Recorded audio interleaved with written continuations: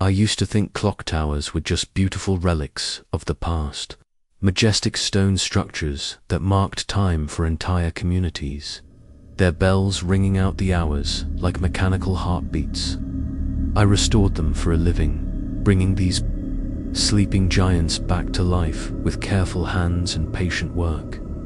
It was honest work, peaceful work, the kind of job where your biggest worry was whether you had the right gear ratios or if the pendulum needed adjusting. That was before I inherited the Millbrook. Before I learned that some timepieces don't just mark the passage of hours and minutes. Some of them mark the passage of souls. My name is Marcus Chen, and for 15 years I've been restoring antique clocks and clockwork mechanisms.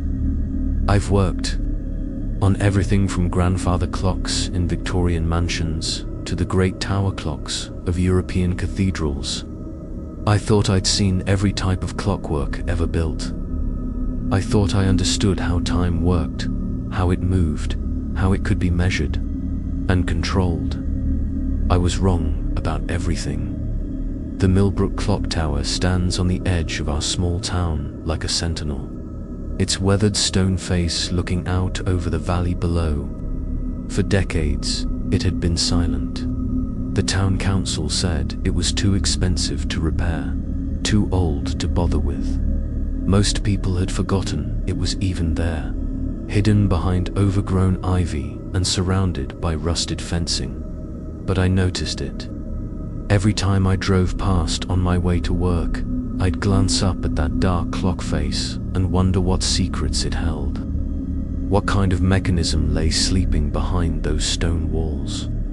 What would it sound like when it chimed again? I should have left it sleeping when my great-uncle passed away last spring. I inherited more than just his house and his small clockmaking business.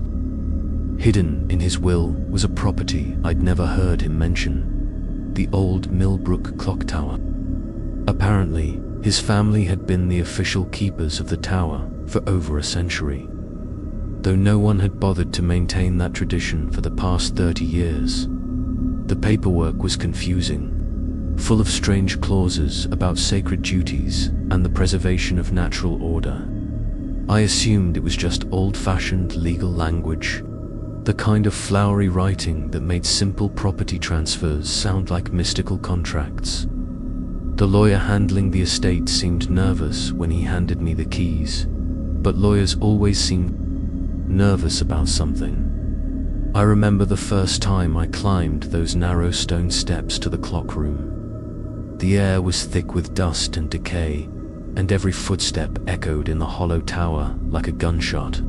Sunlight filtered through grimy windows, illuminating the massive clockwork mechanism that filled most of the room. It was beautiful in its complexity, all brass gears and iron weights, pendulums and escapements arranged in perfect mechanical harmony.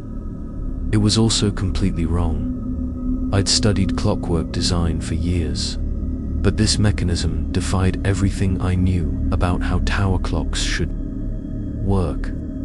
There were extra gears that seemed to serve no purpose, additional weights that weren't connected to anything I could identify, and a series of small chambers built into the mechanism that I couldn't begin to understand.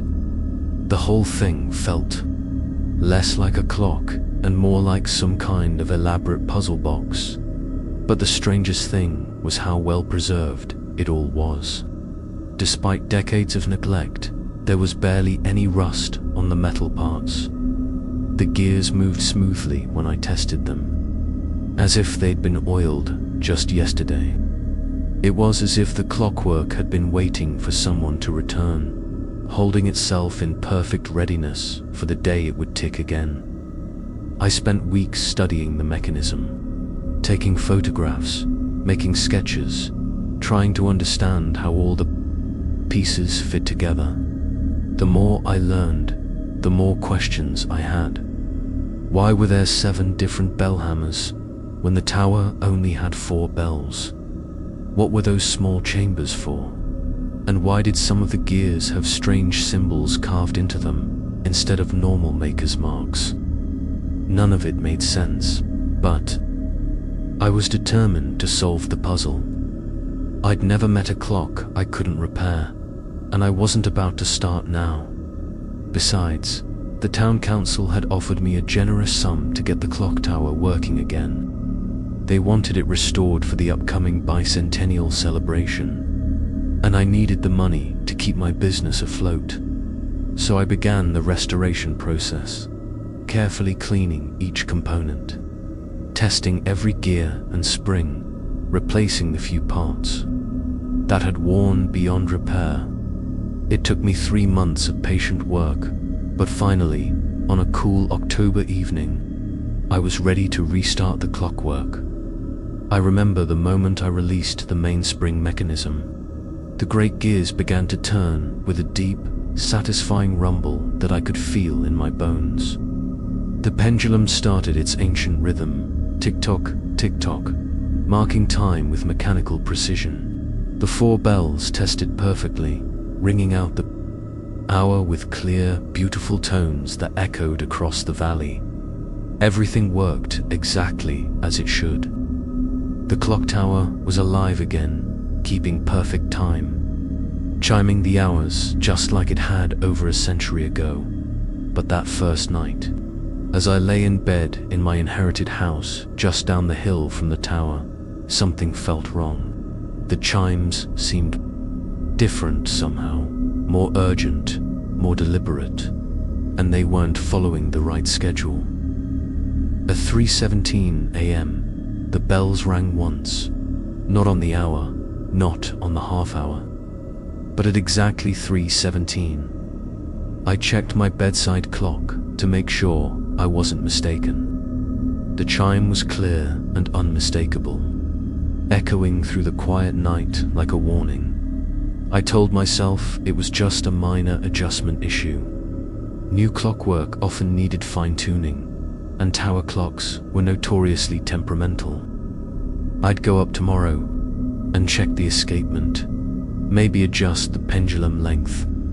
It was probably nothing, but deep down, I knew it wasn't nothing. Deep down, I could feel that something had changed in Millbrook that night. Something that had been sleeping for 30 years was awake again. I still live in that house at the bottom of the hill. I can see the clock tower from my bedroom window, its 4 faces glowing softly in the moonlight.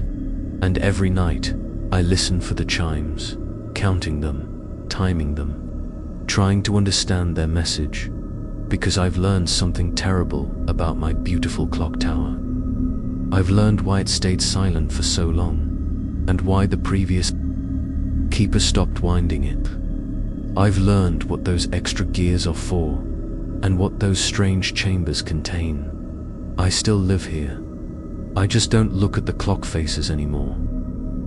Hey, I'm Marcus, and welcome to the Creepy Journal, where horror starts like memory and ends like nightmare. If you're new here, this channel is for people who understand that the most terrifying stories are the ones that could be true, the ones that happen to ordinary people in ordinary places, until nothing is ordinary anymore. Before we dive into tonight's story, hit that subscribe button. Trust me, you're going to want to hear how this ends. And maybe, just maybe, the clock tower is. Listening to the Millbrook Clocktower came to me through a will I never expected to see. My great-uncle Thomas had always been the mysterious relative, the one who lived alone in the old house on Elm Street and kept to himself. We'd exchange Christmas cards and the occasional phone call, but I never really knew much about his life or his work. When the lawyer called to tell me Thomas had passed away, I was surprised to learn I was his only heir. I was even more surprised to discover what I'd inherited. Along with his modest house and his collection of antique clockmaking tools, I now owned something I'd never heard him mention: the Millbrook Clocktower. The property transfer was handled by Jonathan Pierce, a nervous man in an expensive suit who seemed eager to finish our business as quickly as possible. He spread the papers across his mahogany desk with shaking hands, pointing out signatures and dates while avoiding eye contact. "Your Grat-Tunkel was very specific about the terms," Pierce explained, adjusting his glasses for the third time in 5 minutes. "The tower comes with certain responsibilities. Maintenance, upkeep, that sort of thing. There's a small endowment from the Historical Society to cover expenses." I studied the property deed, noting the strange clauses written in dense legal language. The tower had to be maintained in working order. The clockwork had to be inspected monthly, and most oddly, I was required to keep detailed records of all chimes and their timing. "What's this about record keeping?" I asked, pointing to the relevant section. Pierce cleared his throat uncomfortably. "Historical documentation. The clock tower is over 150 years old, quite significant to local history.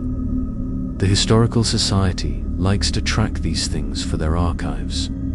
Something in his tone suggested there was more to it than historical interest, but I didn't press the issue. I signed the papers, accepted the heavy brass keys, and became the newest keeper of the Millbrook Clocktower. The first time I climbed the narrow stone steps, I was struck by how well maintained everything was. The wooden stairs were solid despite their age, and the metal railings showed no signs of rust. It was as if someone had been caring for the tower long after it had fallen silent. The clock room was a revelation. The mechanism was enormous, easily twice the size of any tower clock I'd worked on before. Brass gears the size of dinner plates, meshed with smaller components in intricate patterns that hurt my eyes to follow. For massive weights hung from braided cables, each one precisely positioned to power different aspects of the clockwork. But there were elements I didn't recognize. Extra gears that seemed disconnected from the main timing mechanism. A series of small brass chambers built into the frame, each one sealed with a tiny door. And strangest of all, the bell hammers were wrong. Instead of 4 hammers for the 4 bells, there were 7, each one slightly different in size and shape. I spent hours that first day just studying the mechanism, trying to understand how it all fit together. The craftsmanship was extraordinary, far beyond what I'd expect from a 19th century provincial clockmaker. Every gear was perfectly cut, every joint precisely fitted. It was the work of a master, someone who understood clockwork in ways that modern makers could only dream of. The clock faces themselves were equally impressive. Each one was hand-carved from white marble, with brass numerals that caught the sunlight, like gold. The hands were works of art, elaborately decorated with scrollwork and tiny engraved symbols that I couldn't identify, but it was the silence that affected me most. Standing in that room, surrounded by tons of motionless clockwork, felt wrong somehow, like being in a cathedral where the organ had been removed. The mechanism was clearly designed to be in constant motion, its gears turning, its pendulum swinging, its bells ringing out across the valley. The silence was unnatural, oppressive. I found Thomas's maintenance log on a shelf near the window, a leather-bound book filled with decades of careful entries. His handwriting was precise, methodical, recording every adjustment and repair with scientific accuracy. But the entries stopped abruptly 30 years ago, with a final note that made my skin crawl. "The burden is too great. Let it sleep." What burden? What had my great-uncle discovered that made him abandon his family's century-long tradition? I spent the next week researching the tower's history at the town library. Eleanor Whitmore, the elderly librarian, was surprisingly helpful, pulling out boxes of old newspapers and city records that hadn't been digitized yet. "Your great-uncle was a good man," she said, adjusting her wire-rimmed glasses as she spread the documents across the reading table. "Very dedicated to that clock tower. It broke his heart when he had to stop maintaining it." "Why did he stop?" I asked, scanning through a 1920s newspaper article about the tower's construction. Eleanor was quiet for a long moment, her fingers drumming nervously on the table.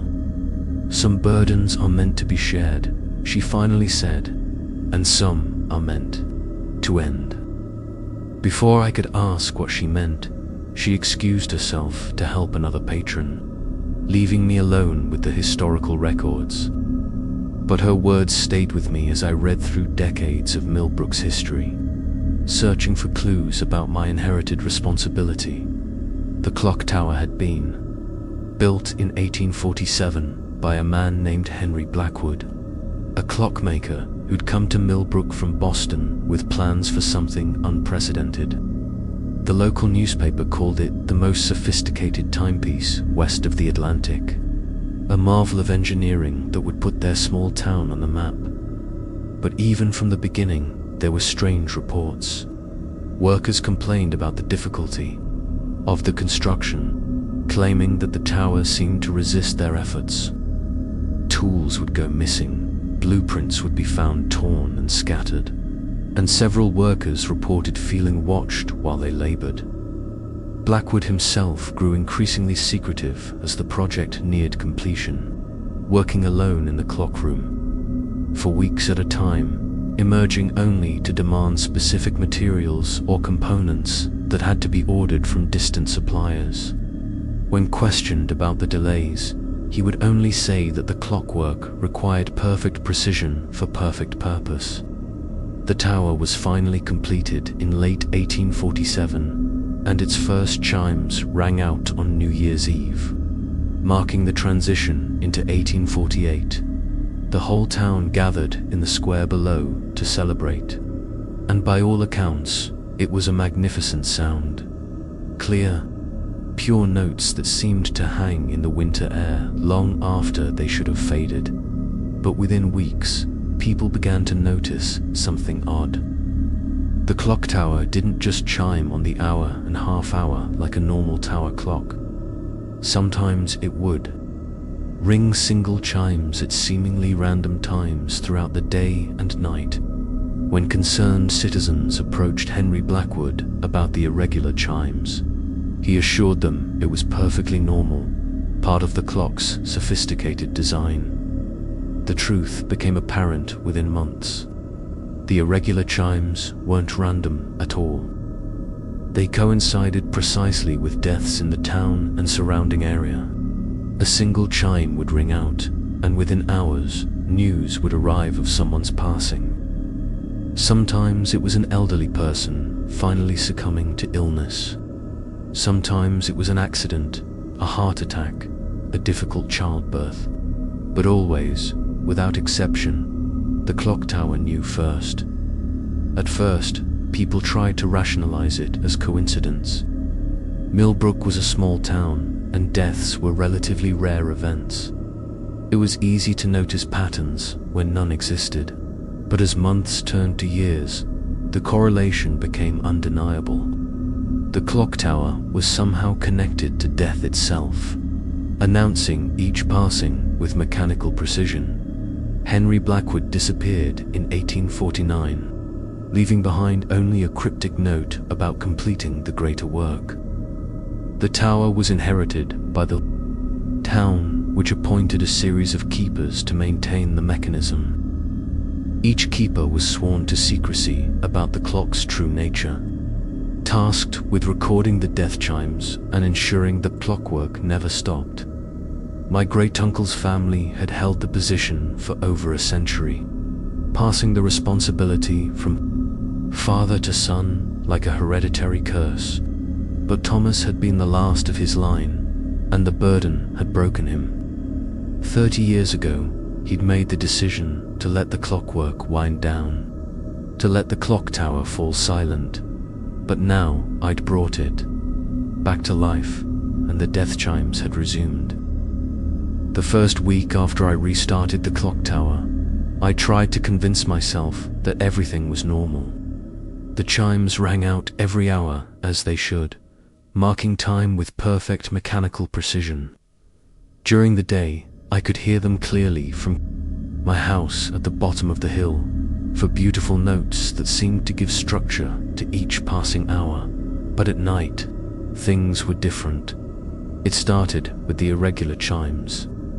Single bells that would ring out at odd times. 3:17 a.m. the first night, 1:43 a.m. the second, 4:52 a.m. the third. Each time, I would jolt awake in bed, checking my bedside clock to confirm what I'd heard.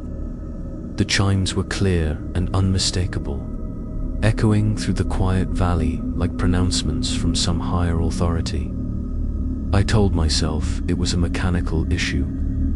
Tower clocks were notoriously difficult to regulate, and it wasn't uncommon for newly restored mechanisms to have timing problems. I made a note to check the escapement mechanism during my next visit to the tower, but deep down, I knew it wasn't a mechanical problem. The chimes were too precise, too deliberate. They rang out with the same clear tone and perfect pitch as the hourly chimes, suggesting that whatever was causing them was built into the clock's design. On the fourth night, I decided to investigate. I dressed quietly and walked up the hill to the tower, my flashlight cutting through the darkness ahead of me. The massive stone structure loomed against the starry sky, its clock faces glowing pale white in the moonlight. I climbed the narrow steps to the clock room, my footsteps echoing in the hollow tower. The mechanism was running smoothly, its great gears turning with the deep, rhythmic sound of precision engineering. Everything looked exactly as I'd left it, but something felt different. The air in the room seemed thicker somehow, charged with an energy that made the hair on my arms stand up.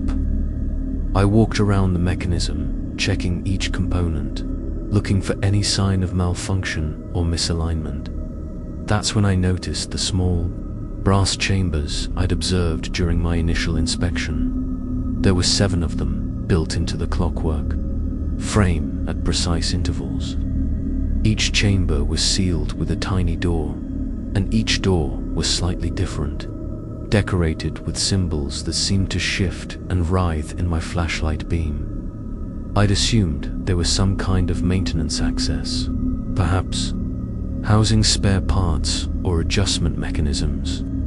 But looking at them now, in the dim light of the clock room, they seemed more significant, more purposeful.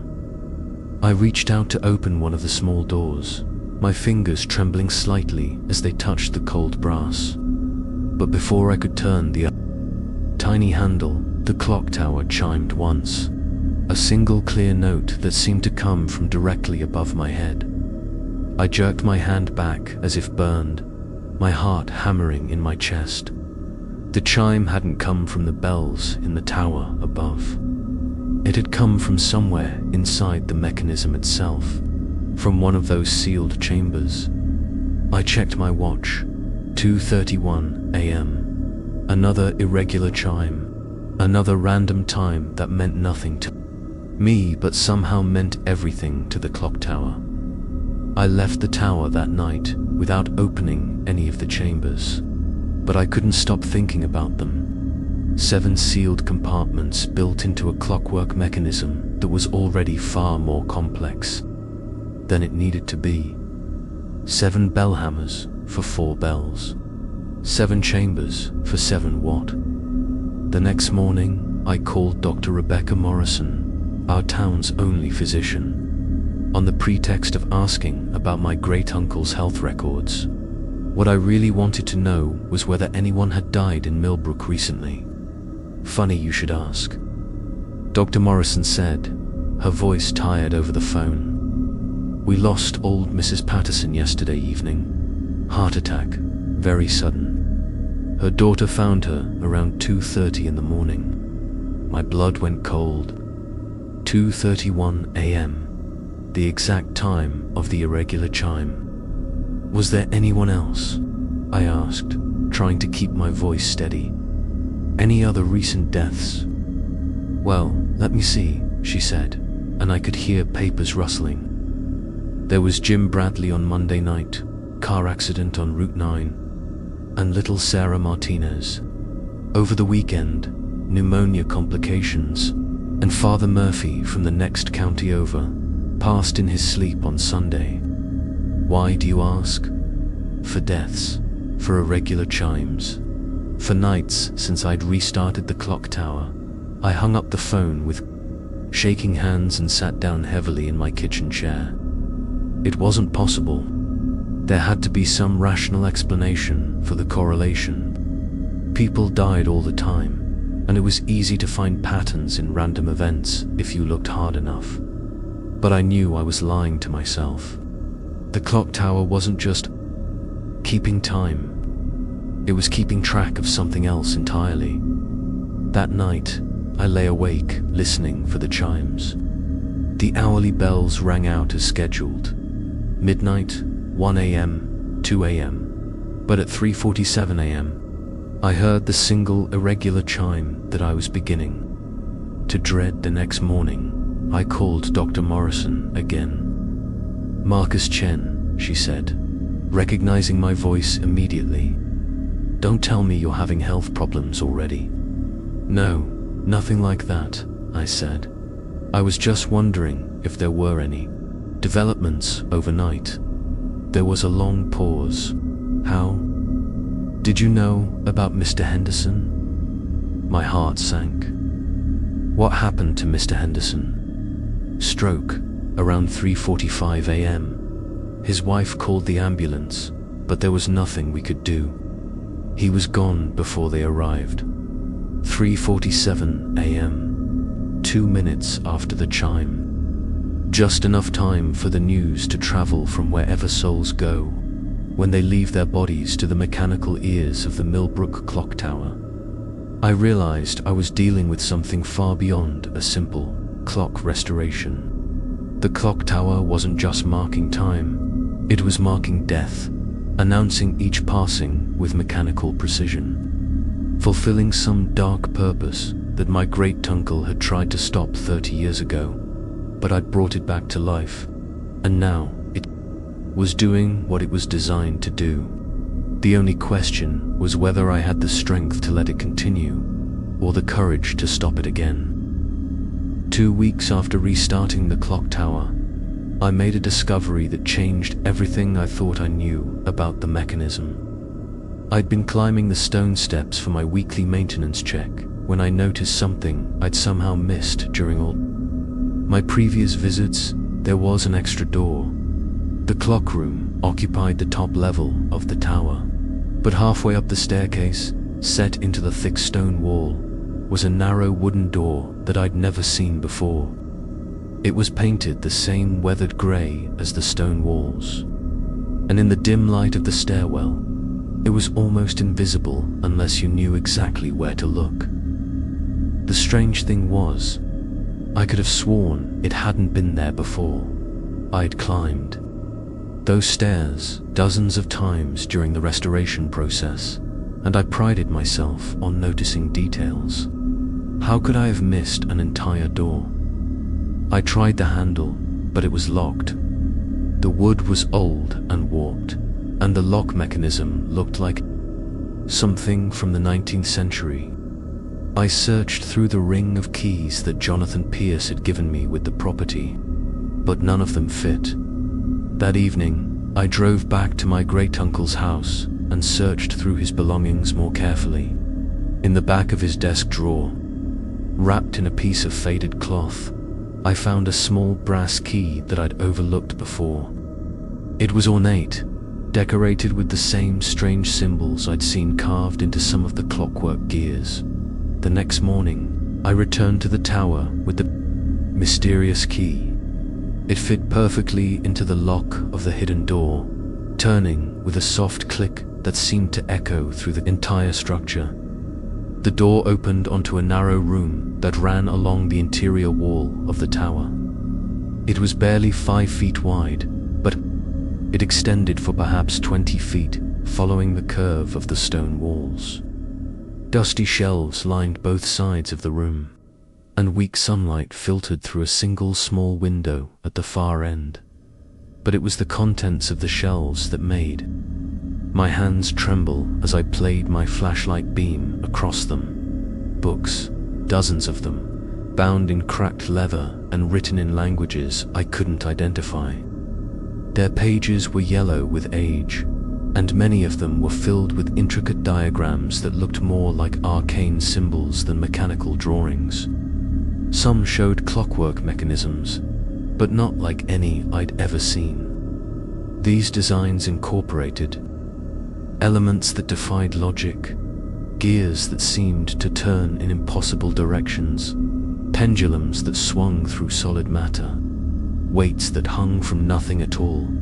Scattered among the books were loose papers covered in my great-uncle's careful handwriting, journal entries, technical notes, and what looked like desperate attempts to understand something that was beyond normal comprehension. I pulled one of the journals from the shelf and opened it to a random page. The 7th chamber resonated again. Last night, Mrs. Kowalski, age 73, heart failure. The timing grows more precise with each passing. I fear the mechanism is learning, adapting, becoming more efficient at its grim purpose. Henry Blackwood knew what he was building, but I don't think even he understood the full implications of his design. I flipped through more pages, finding entry after entry documenting the death chimes. Each one carefully timed and recorded. April 3rd, 1962, single chime at 11:47 p.m. Young Robert Hayes, motorcycle accident on Pine Street. Time of death confirmed. At 11:45 p.m., September 15th, 1967, single chime at 6:12 a.m. Mrs. Eleanor Banks, stroke, discovered by her neighbor at 6:15 a.m. January 22nd, 1974, single chime at 2:33 a.m. Baby Jessica Miller, crib death. Parents found her at 2:35 a.m. Page after page of meticulous records, a decades-long catalogue of death announced by mechanical precision. But it was the final entries that made my blood run cold. The burden grows heavier each year. I can feel the weight of every soul that passes through the mechanism, every life that the clock tower claims as its own. The town depends on me to maintain the balance, but I'm not sure I can continue. The chambers are almost full now. 7 souls captured, held in mechanical suspension, powering the clockwork's supernatural function. But what happens when all 7 chambers are complete? What greater purpose will the mechanism serve then? I found references in Blackwood's notes to something he called the final chime, a moment when the clock tower would fulfill its ultimate design. He wrote of opening the door between worlds and calling forth those who wait beyond. I pray I never live to see such a thing. The townspeople don't understand what I do for them. They think I'm just an old man playing with antique machinery. They don't realize that I'm the only thing standing between them and something far worse than death. I'm the guardian of a machine that was never meant to be built, maintaining a balance that grows more precarious each day. But I'm old now and tired, and the weight of knowledge is crushing me. Soon I'll have to make a choice: pass this burden to another generation, or find the courage to let the clock tower sleep forever. The journal entries ended there, but there were more books, more records, more evidence of the terrible secret that my family had guarded for over a century. I spent hours in that hidden room, reading through decades of careful documentation, trying to understand the full scope of what I'd inherited. The clock tower wasn't just predicting deaths. It was somehow connected to the process of dying itself, linked to whatever force guided souls from life to whatever comes after. The 7 sealed chambers in the mechanism weren't storage compartments or maintenance access points. They were prisons, holding captured souls that powered the clockwork supernatural function. And according to my great-uncle's final notes, 6 of the 7 chambers were already occupied. I thought about the death chimes I'd heard since restarting. The mechanism, Mrs. Patterson, Jim Bradley, Sarah Martinez, Father Murphy, Mr. Henderson. 5 irregular chimes in 2 weeks. 5 deaths announced with mechanical precision. If Thomas's records were accurate, the clock tower was almost complete. 1 more soul, 1 more death chime, and the 7th chamber would be filled. Then, according to Henry Blackwood's cryptic notes, the clock tower would fulfill its ultimate purpose, whatever that meant. I was certain it wasn't something the world was ready for. I left the hidden room that day with more questions than answers, but with one thing perfectly clear. I had to find a way to stop the clock tower before it claimed its final soul. The burden that had broken my great-uncle was now mine to bear, and I wasn't sure I was strong enough to carry it. But I had to try, because if I failed, if the 7th chamber was completed, then something far worse than death was going to visit. Millbrook and I would be the one responsible for letting it in. 3 weeks after my discovery of the hidden room, I began to hear whispers in the clockwork. It started as barely audible sounds, mixed in with the normal mechanical noise of the tower. The steady tick-tock of the escapement, the deep rumble of the great gears, the soft whisper of the pendulum cutting through the air. But underneath those familiar sounds, there was something else. Something that sounded almost like breathing at first. I thought it was just air moving through the mechanism. Maybe a draft from one of the windows, causing the metal components to resonate in unusual ways. Old buildings were full of strange sounds, and clock towers were particularly prone to acoustic oddities. The hollow interior, the stone walls, the metal components, they all combined to create an environment where normal sounds could be amplified and distorted in unexpected ways. But the breathing was too regular, too deliberate. It followed a rhythm that had nothing to do with the clockwork's mechanical timing.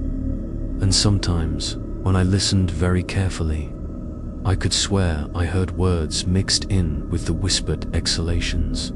The first clear voice I heard came on a Tuesday morning while I was oiling the gear train. I was working alone in the clockroom, concentrating on the delicate task of applying exactly the right amount of lubricant to each pivot point.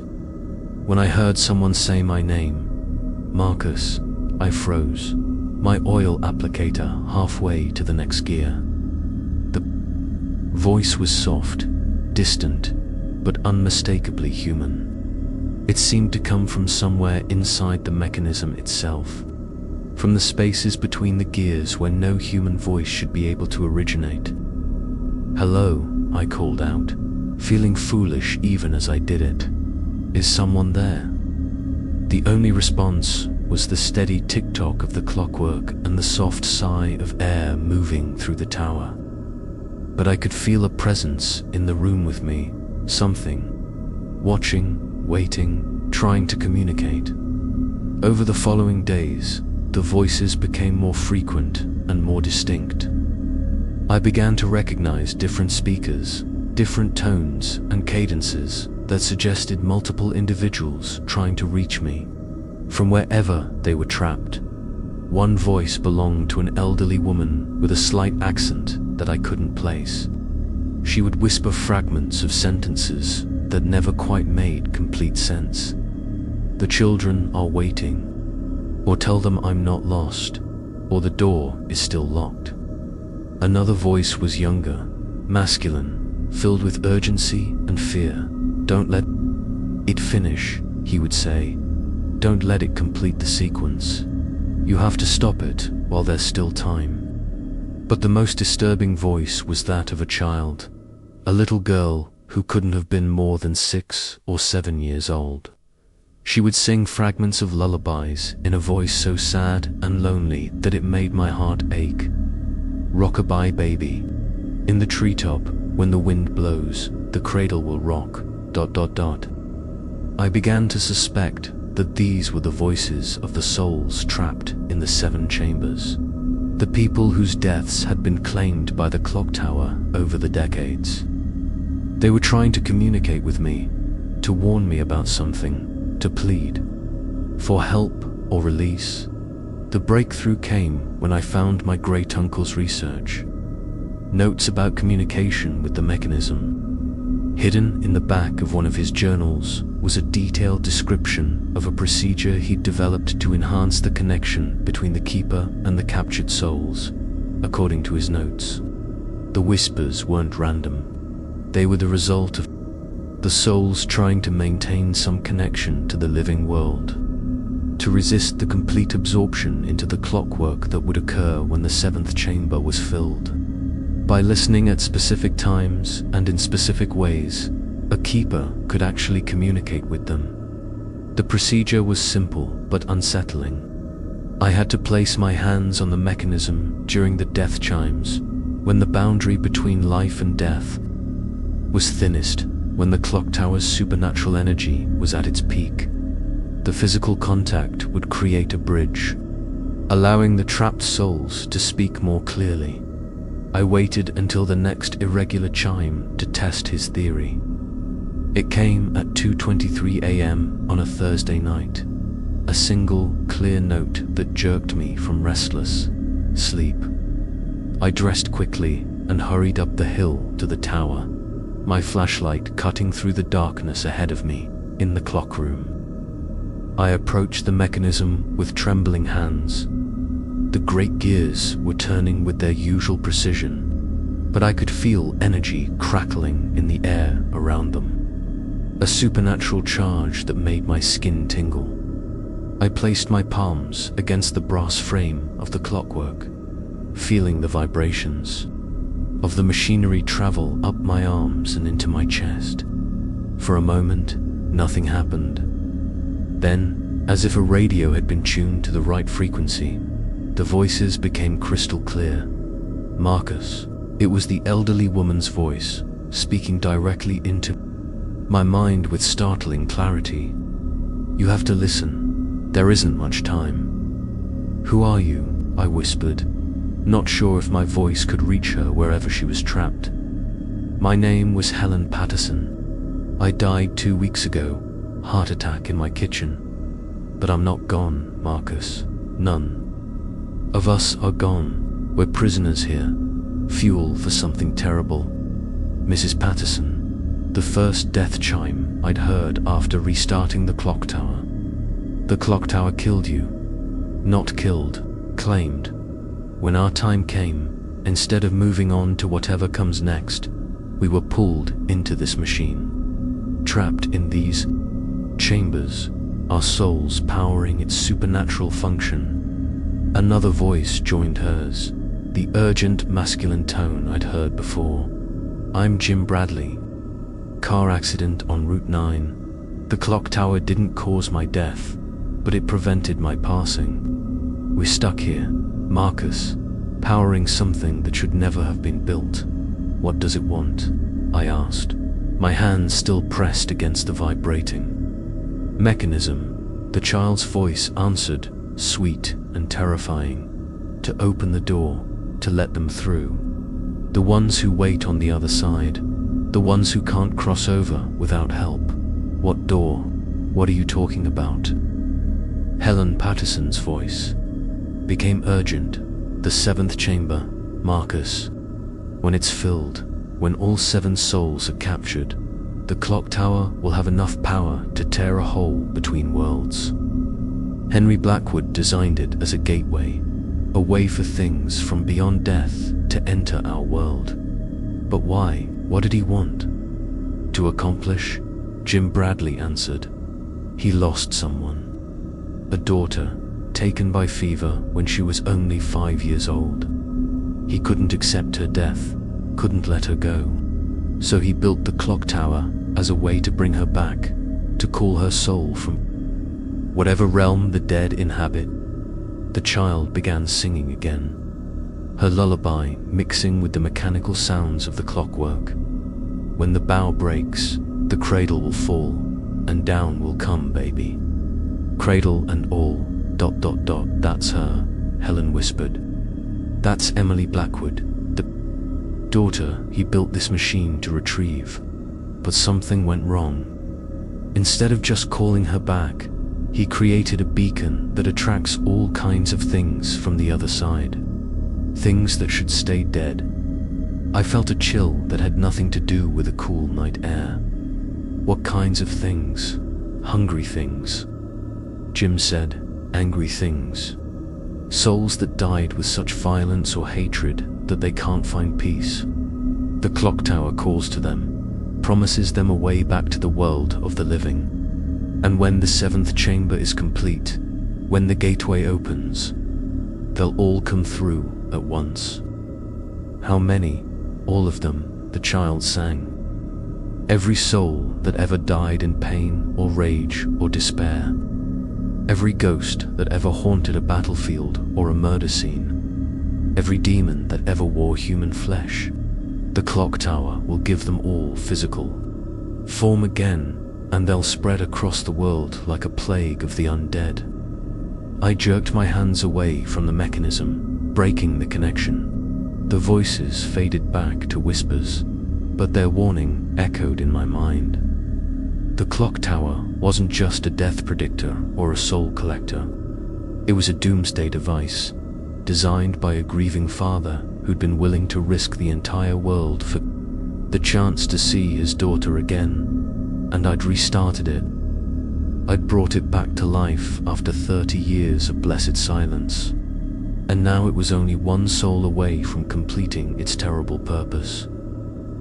I stumbled down the tower steps and out into the night, my mind reeling with the implications of what I'd learned. Somewhere in Millbrook, someone was going to die soon. And when they did, when the clock tower claimed their soul for the 7th chamber, every nightmare that had ever walked the earth would be free to walk again. I had to find a way to stop it. But how do you destroy a machine that's connected to death itself? How do you fight something that draws its power from the fundamental forces of life and mortality? The trapped souls had tried to warn me, but their message had only made me more afraid, because now I knew that the irregular chimes weren't just announcements of death, they were a countdown to the end of the world.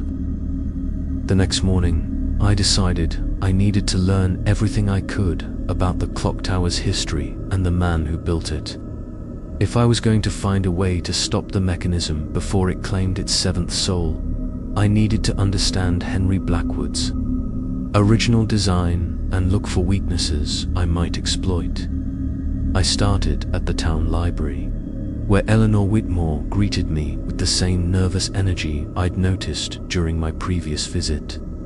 She seemed to know why I was there before I even spoke. "You've discovered something, haven't you?" she said, adjusting her wire-rimmed glasses as she led me to a back room filled with archived materials. "About the clock tower, I mean." "About what?"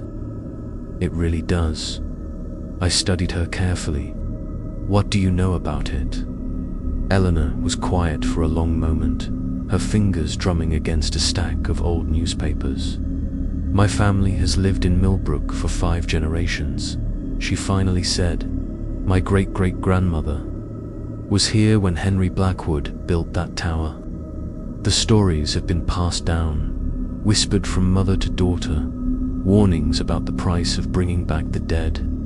She pulled out a box of documents I'd never seen before, materials that weren't part of the general historical collection. "These are the private records," she explained. "The accounts that were deemed too disturbing for public consumption." The first document was a letter written by Blackwood himself, dated just weeks before the tower's completion. My dearest colleague, I write to you with news of my great works approaching culmination. The mechanism is nearly complete, and soon I shall have the power to breach the veil between worlds. Emily waits for me there. I am certain of it. Her voice calls to me in dreams, begging her father to bring her home. The townspeople grow suspicious of my methods, but they cannot comprehend the magnitude of what I attempt. They see only gears and springs, brass and iron. They do not understand that I am constructing a bridge between realms, a gateway that will allow love to triumph over death itself. 7 chambers to hold 7 souls, 7 keys to unlock the door between worlds. The mathematics are perfect, the engineering sound. When the final soul is captured, when the 7th chamber seals, the gateway will open and my beloved daughter will return to me. If there are consequences to this action, if other entities seek to use my bridge for their own purposes, so be it. I would risk the world itself for one more day with Emily. I set the letter down with shaking hands. He knew, I said. He knew that opening the gateway would let other things through, and he didn't care. Eleanor nodded grimly. There are more. Accounts from people who worked on the construction. They describe strange incidents, tools moving by themselves, voices in the walls, shadows that didn't match the people casting them. Several workers quit before the project was finished, claiming the site was cursed. She showed me a newspaper clipping from 1848. Just months after the tower was completed, local clockmaker vanishes. Henry Blackwood, designer and builder of our town's magnificent clock tower, has disappeared without explanation. His workshop was found empty, his personal belongings abandoned. Most mysteriously, his daughter's grave in Pine Hill Cemetery was discovered disturbed, the small coffin opened and empty. Authorities are investigating, but no trace of either Blackwood or the remains has been found. He succeeded, I whispered. He actually brought her back. For a while, Eleanor said, but the accounts from that period describe a child who wasn't quite right, who spoke of things no 5-year-old should know, who cast no reflection and left no footprints. The few people brave enough to approach the clock tower reported seeing a little girl playing in the mechanism room, laughing and singing while surrounded by turning gears that should have crushed her instantly.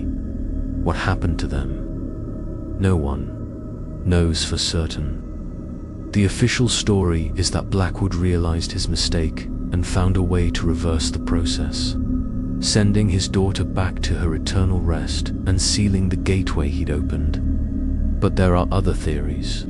She pulled out a final document, a handwritten account from someone named Margaret Walsh, dated 1849. I was the last person to see Henry Blackwood alive.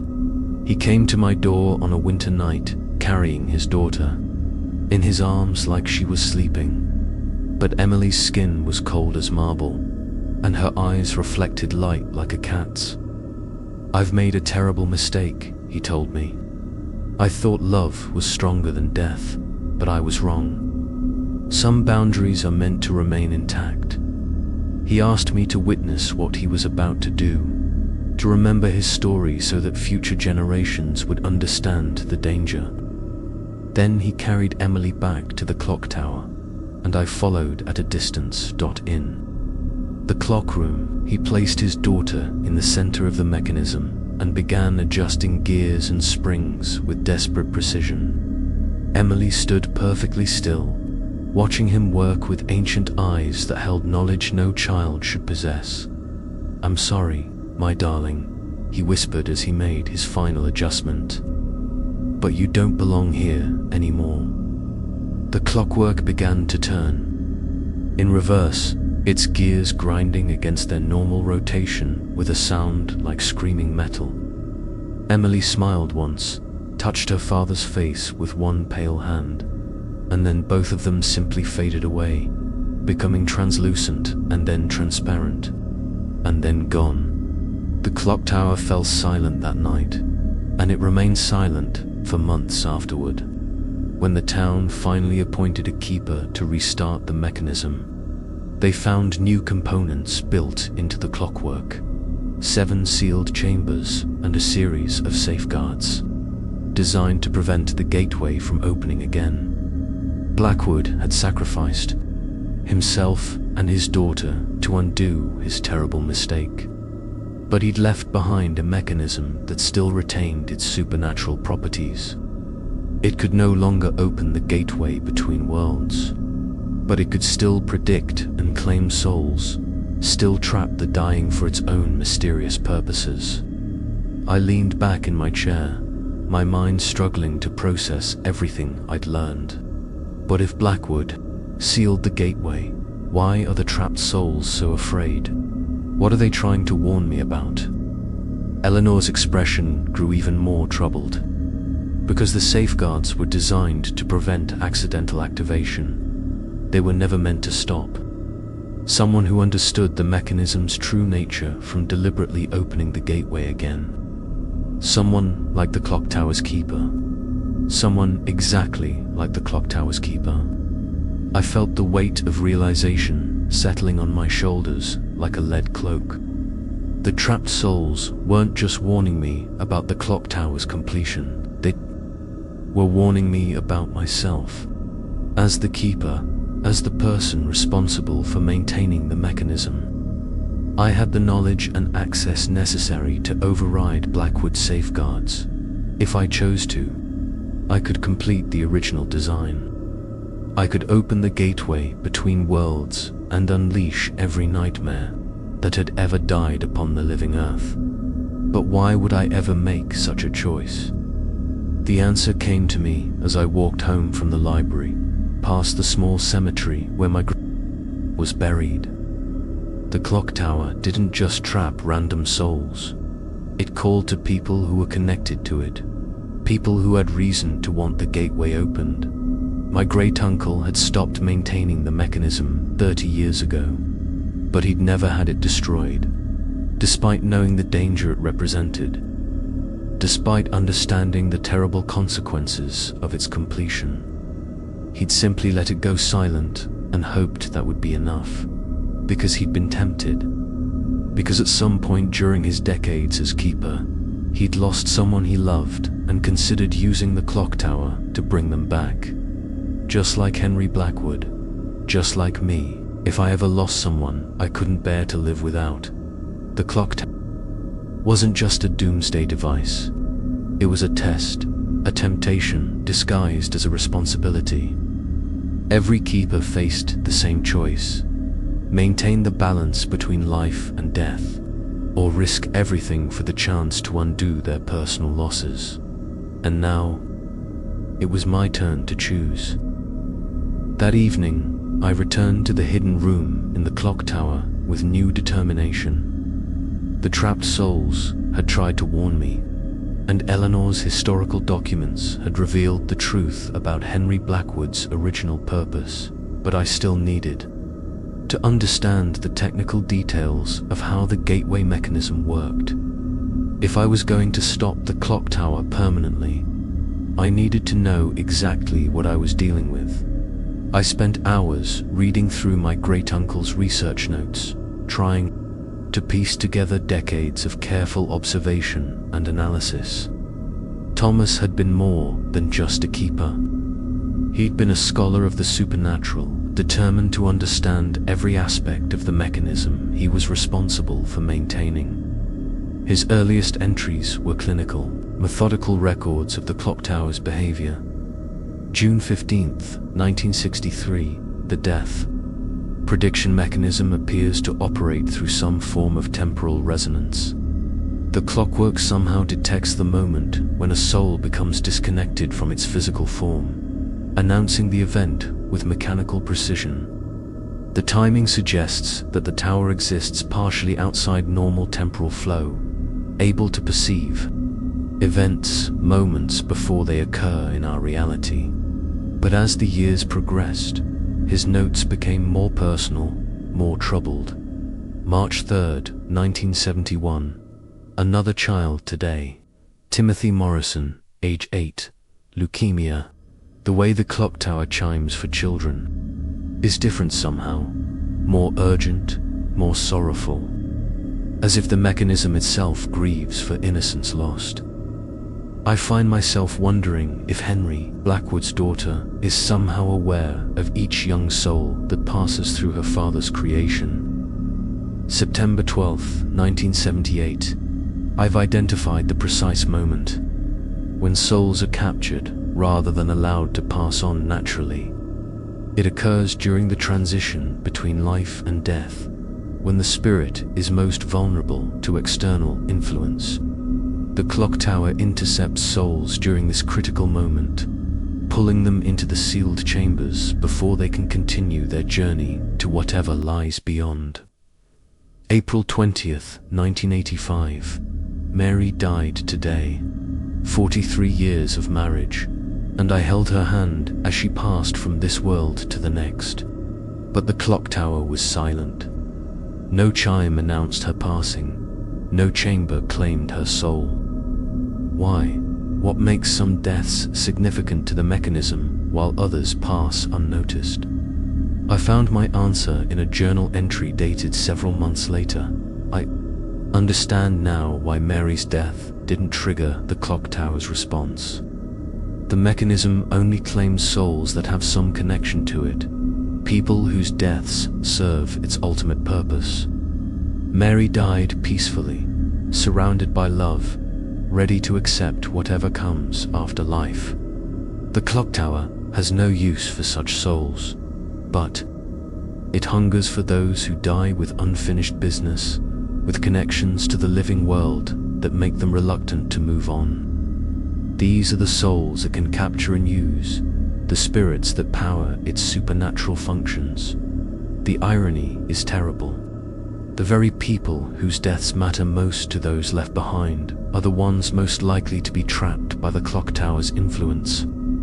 The mechanism feeds on love, on grief, on the desperate desire to hold on to what cannot be held. Further reading revealed the technical details I needed. Thomas had identified the specific components that controlled the gateway function, the gears and chambers that would need to be disabled to prevent the mechanism from completing its cycle. But more importantly, he'd discovered something that neither Henry Blackwood nor any previous keeper had. Understood, the clock tower's true nature wasn't mechanical at all. December 31st, 1989. After decades of study, I've reached a startling conclusion. The clockwork mechanism isn't the source of the tower's power. It's merely a focus, a physical anchor for something far more ancient and terrible, the real entity. Behind the tower's supernatural abilities is something that existed long before Henry Blackwood arrived in Millbrook. It's a force that feeds on the boundary between life and death, a parasite that attaches itself to places where the veil between worlds is thin. Blackwood didn't create this entity. He simply gave it a form, a structure through which it could interact with our reality. The clockwork serves as its body, the chimes as its voice, the chambers as its stomach. This explains why destroying the mechanism wouldn't necessarily end the threat. The entity would simply find another anchor, another way to manifest its influence. To truly stop it, one would need to sever its connection to our world entirely, to force it back into whatever realm it originally inhabited. The final journal entries were written just before Thomas stopped maintaining the clock tower. June 1st, 1994. I can feel it calling to me, whispering promises of reunion with Mary. The entity knows my weakness, understands that the one thing I want more than anything else is to see my wife again. It offers me the same bargain it offered Henry Blackwood. Complete the gateway, and all the dead I've ever loved will return to me. But I've read Blackwood's private notes, hidden in the mechanism itself. I know what really happened when he brought Emily back. She wasn't his daughter anymore. She was a hollow shell filled with the entity's influence, a puppet dancing to an alien will. The entity doesn't resurrect the dead. It inhabits their forms, uses their faces to manipulate the living. Every soul it claims becomes another mask it can wear, another tool in its arsenal of deception. I won't be tempted. I won't complete the gateway. But I also can't bear to pass this burden to another generation. The weight of knowledge has crushed me, and I fear what I might do in a moment of weakness. Tomorrow, I will let the clockwork wind down. I will let the tower fall silent, and I will pray that it remains so forever. But Thomas hadn't destroyed the mechanism. He'd simply stopped it, hoping that would be enough. And now I'd restarted it, bringing the entity back to active life after 30 years of dormancy. 6 chambers were filled. 6 souls were trapped. One more death, one more captured spirit, and the gateway would complete its cycle. I closed the journal and sat in the dusty silence of the hidden room, feeling the weight of inherited responsibility pressing down on me like a physical force. The clock tower wasn't just a machine. It was a living thing, an alien intelligence that fed on death and grew stronger with each soul it claimed. And I was its keeper, its caretaker, its potential accomplice in the destruction of everything I held dear. The question wasn't whether I could stop it. The question was whether I could resist its influence long enough to try. Because even now, reading about the terrible truth of what the clock tower really was, I could hear it calling to me, whispering about the people I'd lost, the loved ones I'd give anything to see again. And part of me, the part that grieved and longed and refused to accept the finality of death, was listening. In the days following my discovery of Thomas's journals, the supernatural activity around the clock tower began to intensify. It was as if the entity sensed my growing understanding of its true nature and was responding with increasingly desperate attempts to influence my behavior. It started with the mirrors. Every reflective surface in my house began showing me things that weren't there. I'd catch glimpses of movement in the bathroom mirror, shadowy figures that vanished the moment I turned to look directly at them. The surface of my coffee would reflect faces I didn't recognize, people with hollow eyes and desperate expressions, who seemed to be trying to communicate with me from beyond the glass. But the most disturbing reflections were the ones that showed me my own past. I'd look in the mirror while shaving and see myself at age 12, crying over the death of my childhood dog. Or I'd glance at the black screen of my television and see myself at my grandfather's funeral, unable to accept that I'd never hear his voice again. The entity was cataloging my losses, studying my grief, learning exactly which buttons to push to make me vulnerable to its influence. The second manifestation was the dreams. Every night, I found myself walking through a version of Millbrook where the dead still lived alongside the living. My grandfather would wave to me from his garden, just as he had when I was a child. My college roommate who'd died in a car accident would call out my name from across the street, grinning that same infectious smile I remembered so well in these dreams. The clock tower stood at the center of town like a beacon, its bells ringing out welcome chimes that called the dead home. And always, at the edge of my vision, I could see Henry Blackwood standing beside his daughter, both of them translucent but smiling, gesturing for me to join them in their impossible reunion. "You understand now," Blackwood would say in my dreams. "You know what it feels like to lose someone irreplaceable. The clock tower offers a gift beyond price, the chance to undo death itself. I would wake from these dreams with tears on my cheeks and a desperate longing in my heart.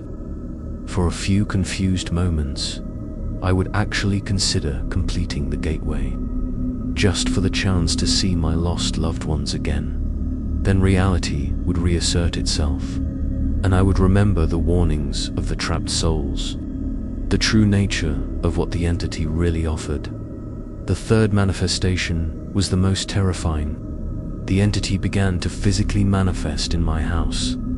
It started as cold spots, areas where the temperature would drop 20 degrees without explanation. Then came the sounds, footsteps in empty rooms, doors opening and closing by themselves, whispers in languages I couldn't understand. But gradually, the manifestations became more direct. I would come home to find furniture rearranged, books pulled from shelves and scattered across the floor, photographs of my deceased relatives placed prominently on tables where I couldn't avoid seeing them. One evening, I found a message written in condensation on my bathroom mirror: "Complete the work. They are waiting." Another night, I woke to find every clock in my house stopped at the same time, 11:47. The exact moment when the clock tower would complete its cycle if I allowed it. To claim one more soul, the entity was no longer subtle in its manipulation. It wanted me to know that it was watching, that it understood my weaknesses, that it had the power to make my life increasingly uncomfortable until I gave it what it wanted. But the most disturbing incident occurred on a Friday night, 3 weeks after I'd restarted the clock tower. I was lying in bed, trying to ignore the whispers coming from the walls, when I heard someone call my name from downstairs. The voice was familiar, warm and comforting in a way that made my heart race with impossible hope. "Marcus, are you awake, sweetheart?" It was my mother's voice. My mother, who had died of cancer when I was 19, whose death had shaped every decision I'd made since. I knew it wasn't real. I knew the entity was using my deepest grief against me, manipulating my emotions with surgical precision. But knowing something intellectually and resisting it emotionally were two very different things. Against my better judgment, I got out of bed and walked downstairs. She was sitting at my kitchen table, exactly as I remembered her from the last good day before the cancer took her strength. Her hair was the rich brown it had been before chemotherapy, her smile the same radiant expression that had lit up my childhood. "I've been waiting for you," she said, her voice exactly as I remembered it. "Waiting for you to understand what the clock tower can do." "You're not real," I said, but my voice was shaking. "You're just the entity wearing her face." She looked hurt, exactly the way my mother would have looked if I'd said something cruel to her. "I'm as real as love, Marcus. As real as the bond between a mother and her son. The clock tower didn't create me. It simply gave me a way back to you. My mother is dead. She died 23 years ago. Death is just a door," she said, reaching across the table as if to take my hand. "And some doors can be reopened. Complete the gateway, and all the doors will open. Everyone you've ever lost will be able to. Come home." I jerked my hand away before she could touch me, knowing instinctively that physical contact would make the illusion even more powerful. "And what about the other things? The hungry souls, the angry dead, the demons that died in human form? They'll come through too, won't they?" Her expression didn't change, but something shifted in her eyes. For just a moment, I saw something vast and alien looking back at me, something that had never been human and never would be. "Every gift has a price," she said.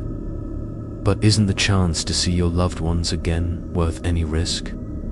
Not if it means destroying the world." The thing wearing my mother's face smiled, and for a moment its teeth seemed too sharp, too numerous.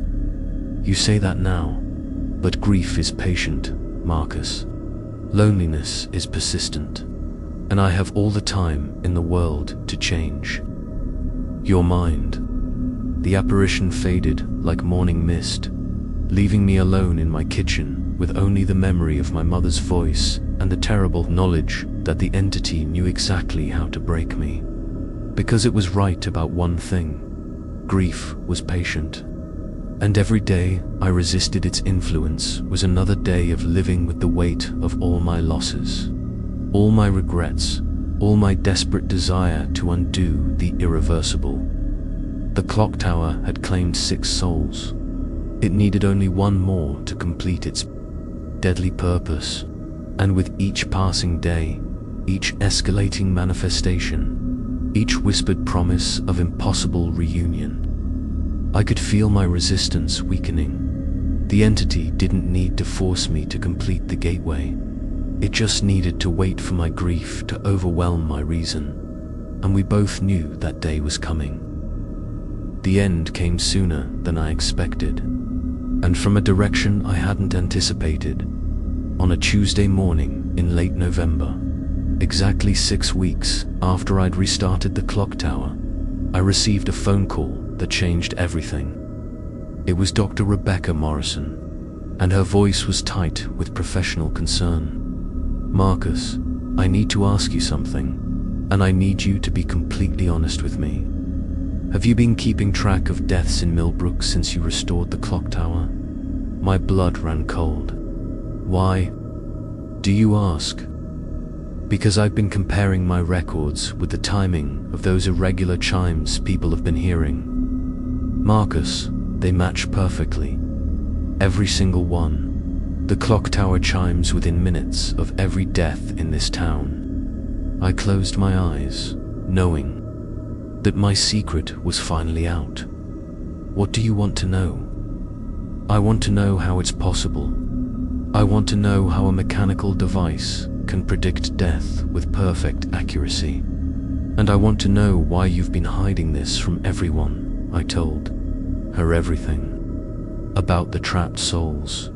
About Henry Blackwood's original purpose.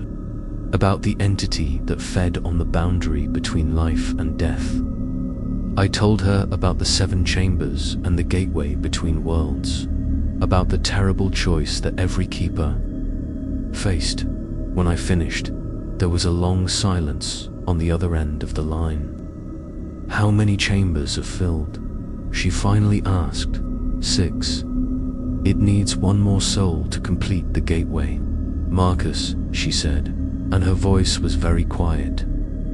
I'm calling from the hospital. Maria Gonzalez was brought in an hour ago. Massive stroke. She's on life support, but there's no brain activity. Her family is making the decision to let her go. Maria Gonzalez, my neighbor, the woman who had warned me about the clock tower on the day I'd inherited it. The woman who had said, with strange certainty, that some things were better left sleeping. How long does she have? I asked. Hours, maybe less. Marcus, if what you're telling me is true, if the clock tower really does claim souls at the moment of death, then Maria Gonzalez is going to be the 7th soul. The gateway is going to open tonight. I hung up the phone and stood in my kitchen, staring out the window at the clock tower on the hill. For 6 weeks, I'd been trying to figure out how to stop the mechanism before it claimed its final soul. Now I was out of time, but as I looked at the tower, its 4 faces gleaming white in the afternoon sun, I realized that I wasn't actually out of time. I still had a choice to make. I could let Maria die naturally, allow the clock tower to claim her soul and complete the gateway. The entity would get what it wanted. The barrier between worlds would fall, and every nightmare that had ever died would be free to walk the earth again. Or I could take action to prevent the 7th soul from being claimed, even if it meant making a terrible sacrifice. The answer came to me as I remembered Thomas's final journal entries. His description of how the entity only claimed souls with strong connections to the living world. People who died with unfinished business or desperate attachments that made them reluctant to pass on. Maria Gonzalez was dying peacefully, surrounded by family, ready to accept whatever came next. Under normal circumstances, the clock tower wouldn't be interested in her soul at all. But these weren't normal circumstances. The entity was desperate to complete its collection, to finish what Henry Blackwood had started over a century ago. Would take any soul it could get, regardless of that person's spiritual state, unless someone else offered themselves first. I walked up the hill to the clock tower as the sun was setting, painting the sky in shades of gold and crimson. In my pocket, I carried the brass key to the hidden room, along with something else I'd found in Thomas's research. Detailed instructions for manually operating the gateway mechanism. The trapped souls began whispering as soon as I entered the clock room. "Don't do it, Marcus," Helen Patterson pleaded. "Don't complete the gateway. Find another way." "There is no other way," I said aloud, placing my hands on the clockwork frame. "Maria Gonzalez is going to die tonight, and when she does, the entity will have its seventh soul, unless I give it something else to focus on." "You don't understand." Jim Bradley's voice was urgent. "If you sacrifice yourself to save her, you'll just be trading places. The gateway will still open."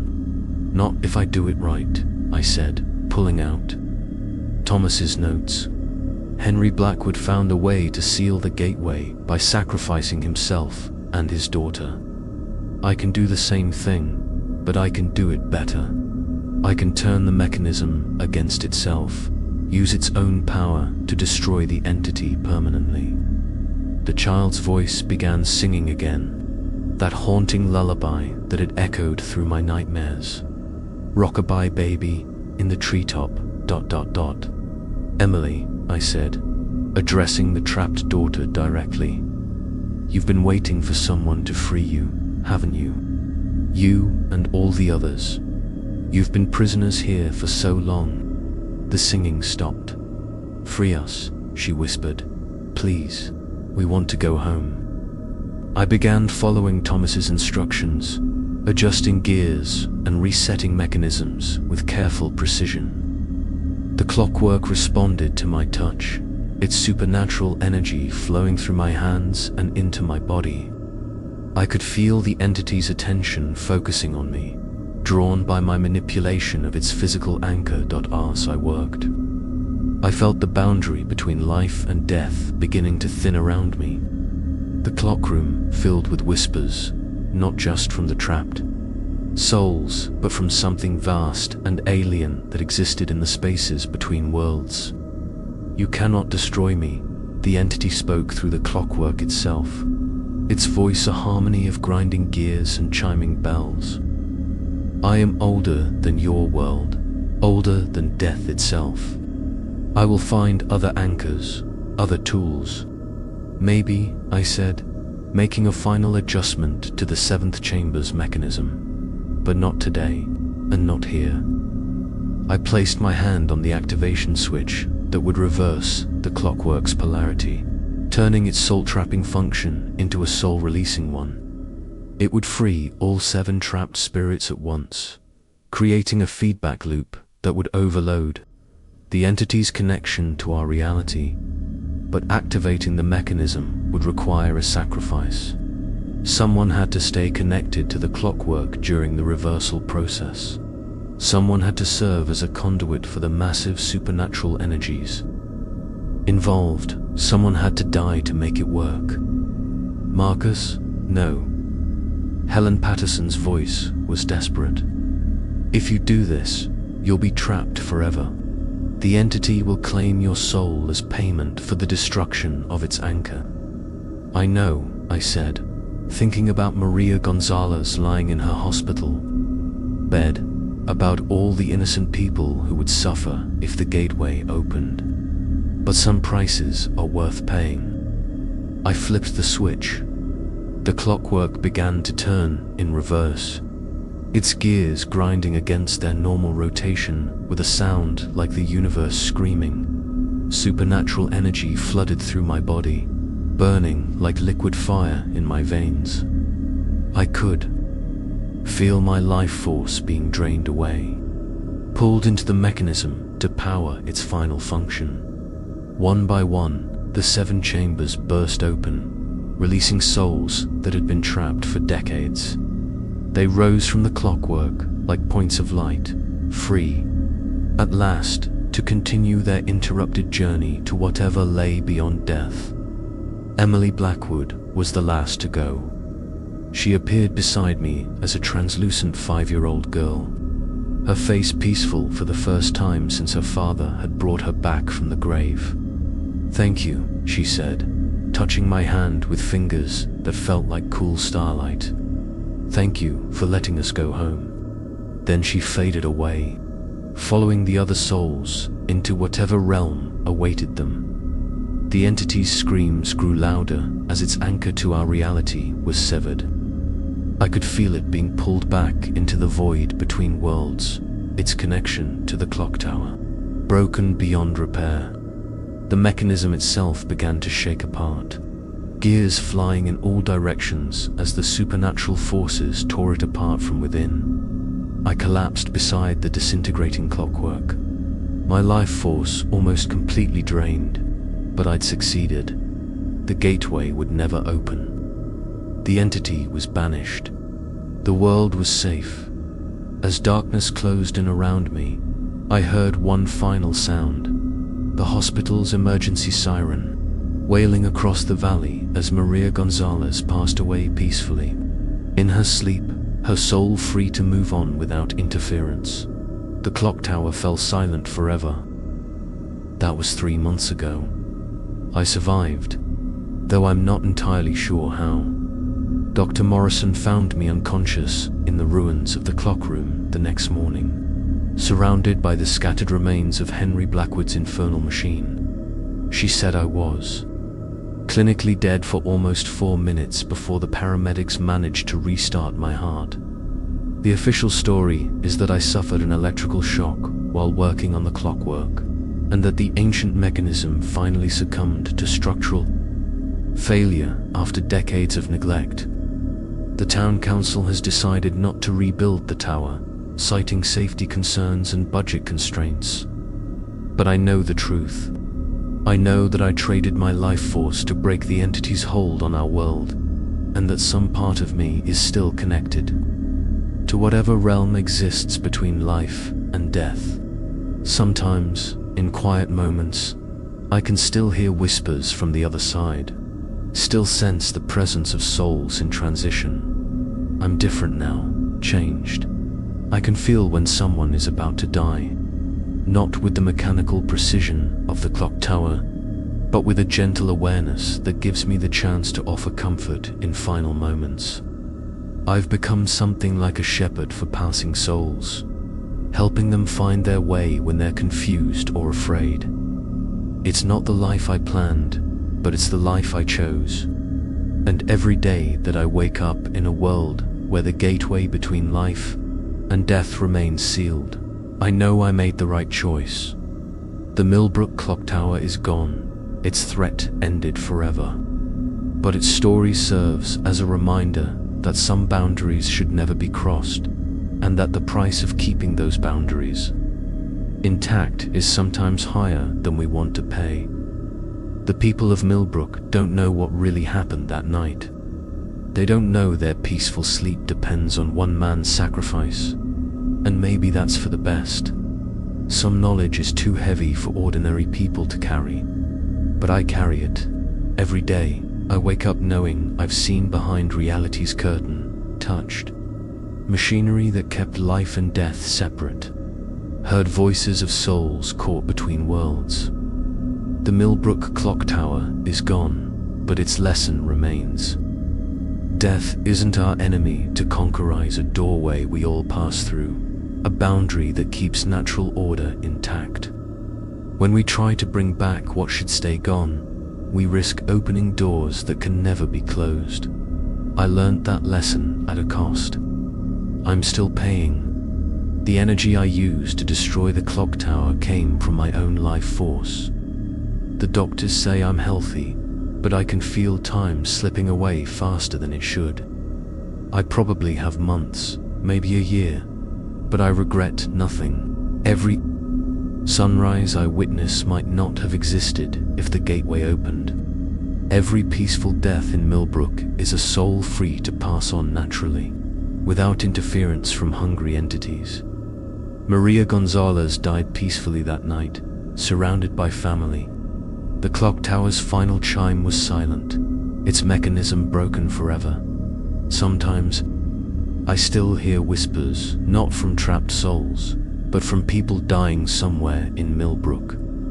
I've become something like a guardian for the dying, helping souls transition when they're confused or afraid. It's not the life I planned, but it's the life I chose. The clock tower hill is empty now, crowned only with wildflowers. The town has forgotten the strange chimes, remembering them as just another piece of local history. But I remember everything: the weight of supernatural gears, the faces of 7 trapped souls finding freedom, the entity's rage as it was banished forever. Most of all, I remember the choice.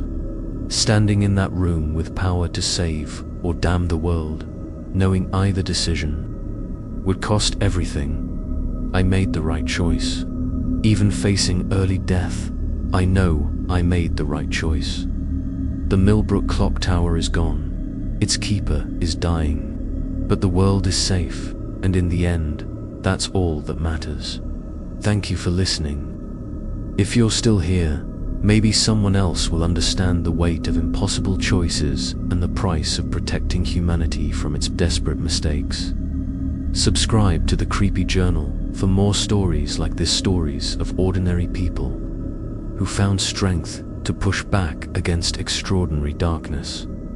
Stories where victory isn't measured in glory, but in quiet moments of peace. The clock tower is gone, but vigilance continues, because there are always other mechanisms, other desperate people who think they can cheat death. Someone will need to remember that some boundaries should never be crossed, even if crossing back costs everything.